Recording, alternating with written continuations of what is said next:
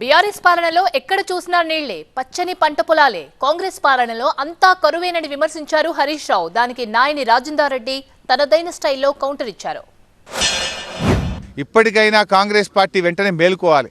ఊకే రాజకీయాలు చేసి ప్రతిపక్ష పార్టీల నాయకులను గుంజుకోవడం కాదు. నీకు ఓట్లేసి గెలిపించిన ప్రజల్ని కాపాడు, ప్రజల కోసం పనిచేయి.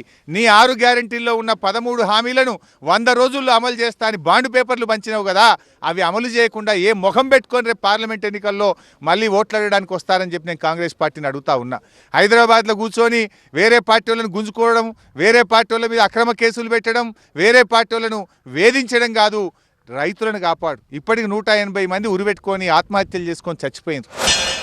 హరీష్ రావు గారు జనగాం జిల్లా పర్యటనలో మాట్లాడిన మాటలు చూస్తే నిజంగా కూడా ప్రజలు నవ్వుకుంటున్నారు. ఏమయ్యా, ఇంకా ఎవరిని మబ్బ పెడదామని తిరుగుతున్నాను? మేము వచ్చి 100 రోజులు కాలే, 10 ఏళ్ళు చేసినారు, 5 ఏళ్ళు చేసినా కానీ మేము మొన్ననే వచ్చినాం కదా అని మాట్లాడిన మీరు 180 మంది చనిపోయినరు.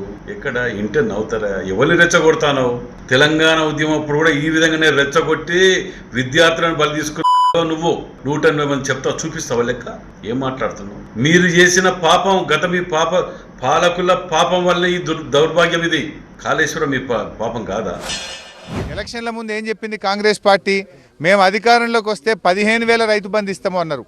రైతులకు 15 వాళ్ళ మాట దేవుడెరుగు, కానీ ఆ 10,000 రైతు బంధు కూడా పట్టలేదు. ఏదో అంటారు చూడండి, ఉన్న అన్న వస్త్రం కోతం పోతే ఉన్న వస్త్రం పోయిందట.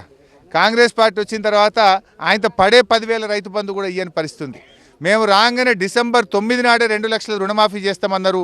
ఇవాళకి 100 రోజులు అయిపోయింది, 4 నెలలు అయింది గవర్నమెంట్ వచ్చి. 4 నెలలు వచ్చినా ఇలా 2 లక్షల రుణమాఫీ విషయంలో ఒక అడుగు ముందుకు బల్లే. రుణమాఫీ విషయంలో దగా, 15,000 రైతు బంధు విషయంలో దగా, నీళ్ళు ఇవ్వడంలో ప్రభుత్వం యొక్క ఫెయిల్యూరు, కౌలు రైతులకు 12,000 ఇస్తాం, 15,000 రైతు బంధు ఇస్తామన్నారు, ఫెయిల్యూరు. అది వ్యవసాయ కూలీలకు 12,000 ఇస్తామన్నారు, మోసం. వడ్లకు 500 బోనస్ ఇస్తామన్నారు, మోసం.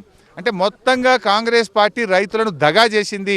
ఇవాళ రాష్ట్ర వ్యాప్తంగా దాదాపు 20-30 లక్షల ఎకరాల్లో పంట ఎండిపోయింది. 20-30 లక్షల ఎకరాల్లో పంట ఎండిపోయిందంటే ఇది కాంగ్రెస్ ఫెయిల్యూర్.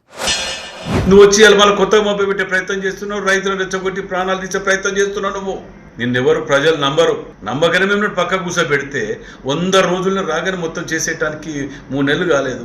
మీరు 10 నెలలు చేయలేనిది మేము 3 నెలల్లో చేసి చూపించినాం. అది మా గొప్పతనం. మీ పాపం కాదా హన్మకొండ మునిగిపోవటం? మీ మావ మీ బావ వచ్చి ఇక్కడ కూర్చొని వాగ్దానాలు చేసిపోయి మర్చిపోయిన అనుకుంటారా? ఒక్కొక్కరి కుటుంబానికి 10,000 ఇస్తామని చెప్పి హన్మకొండ ముంచిపోయారు మీరు. వీళ్ళు రైతుల పంటల గురించి మాట్లాడుతున్నారా? రైతుల పంటల పాపం మీది కాదా? అది కాళేశ్వరంలో 1,00,000 కోట్లు తిని దాన్ని కూలిపోతుంటే గేటు తెలితే ఏడదీయాలి, బుద్ధి ఉండాలి మాట్లాడటానికి కూడా.